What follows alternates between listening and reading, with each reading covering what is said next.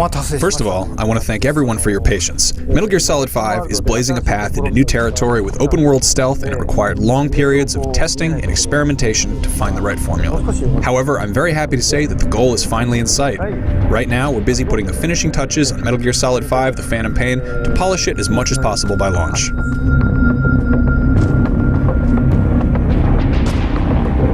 The game features vast environments filled with a huge amount of content. Not just enemies, but also items and various interactive elements. Every day is being spent adjusting these elements to strike just the right balance of strategic freedom. This is the most difficult phase of development, but also the most rewarding. I'm feeling very good about how things are shaping up.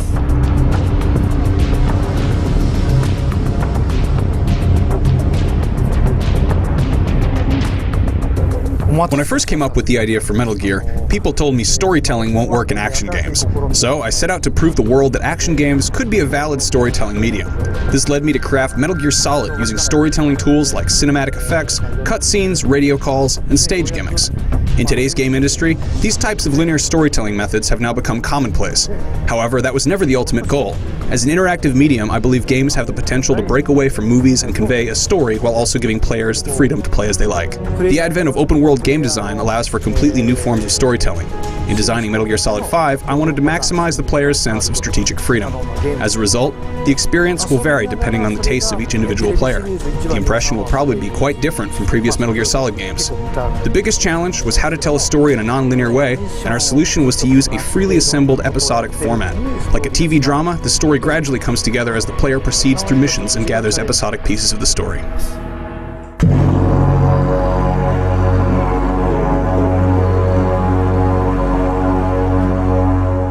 To be honest, I never set out to create a franchise called Metal Gear, and the original game actually had a different title at first.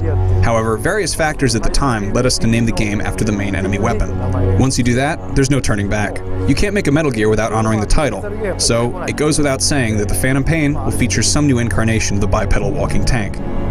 However, since the Phantom Pain takes place in 1984, the designs are influenced by popular sci-fi movies from the era.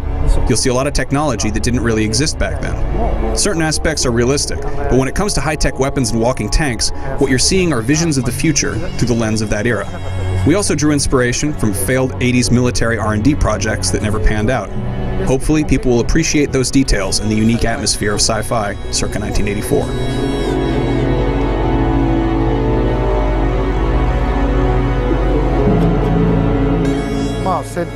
I come up with the setting and convey the character's name, age, habits, background, and language to Yoji. Then he creates the designs based on that info, and I check them and give him the feedback. His booth is right next to mine, so we're constantly communicating with each other. Once the basic design takes shape, I then leave things in his hands and check back when the model is done. Generally, we're constantly moving in tandem, checking, verifying, and discussing designs at each and every phase. Sometimes, though, he surprises me with things completely different from what I asked for, and that's the really fun part of working with him. Several characters in the Phantom Pain are the result of this.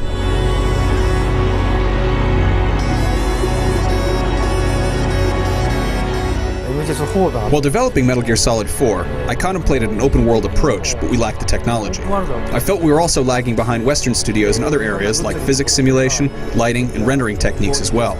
That fueled my decision to seriously invest in creating an internal game engine which we called the Fox engine. The new engine was mandatory to realize my goals for Metal Gear Solid 5: The Phantom Pain. I needed a way to empower small teams of specialists to work individually on tasks that they were best at in order to boost efficiency. The engine also allowed us to adopt more of a Western-style toolchain and team structure. Without these modern optimizations, we'd never finish a game of the Phantom Pain's scope. This resulted in Metal Gear Solid 5 differing drastically from Metal Gear Solid 4, not only with respect to content, but also with regard to development style and methods.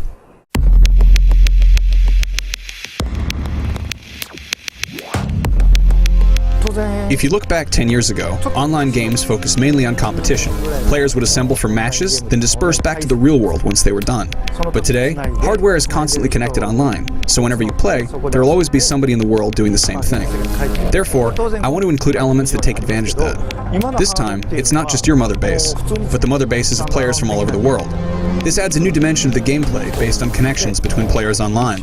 It's a huge challenge for us, and we're putting a lot of effort into it. In the early stages of the game, players will complete missions and enjoy the story as a standalone experience and develop their mother base. However, at a certain point, the game opens up and each player's story becomes intertwined with the experiences of others online as they compete with rival mother bases, or invite others to their base as allies. It's a different type of online experience. Hopefully, people will enjoy what we've done.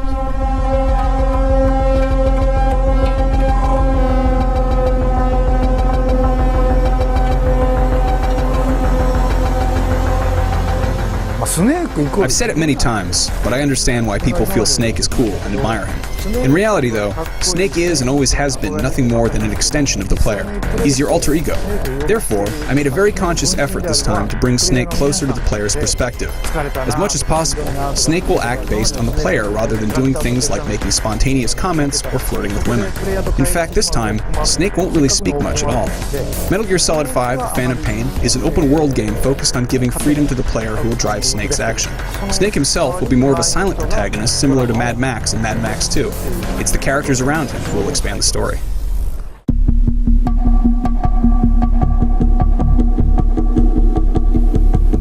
I was shocked when I heard you say it's been 27 years since the first one. I always say this will be my last Metal Gear, but the games in the series that I've personally designed and produced, Metal Gear on MSX, Metal Gear 2, Metal Gear Solid 1, 2, 3, 4, and Peace Walker, and now Metal Gear Solid 5 are what constitute a single Metal Gear saga. With Metal Gear Solid 5, I'm finally closing the loop on that saga. In that sense, this will be the final Metal Gear Solid. Even if the Metal Gear franchise continues, to me, this is the last Metal Gear.